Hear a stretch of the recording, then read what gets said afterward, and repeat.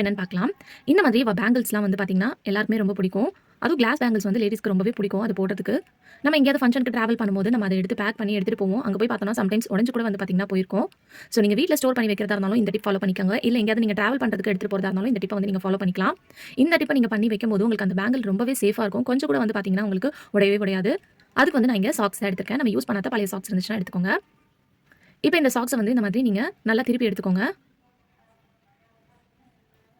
Socks திருப்பி எடுத்ததுக்கப்புறம், இந்த சாக்ஸ வந்து நீங்க உங்க கைக்குள்ள இந்த மாதிரி மாட்டி விட்டுக்கோங்க.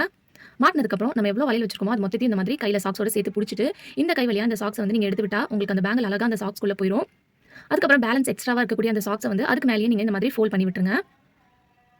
ஸோ இந்த மாதிரி ஃபோல்ட் பண்ணும்போது அது ஒரு லேயரா வந்து பார்த்தீங்கன்னா, அந்த கிளாஸ் பேங்கிள்ஸ்க்கு வந்து ஒரு ப்ரொடெக்ட்டா இருக்கும்.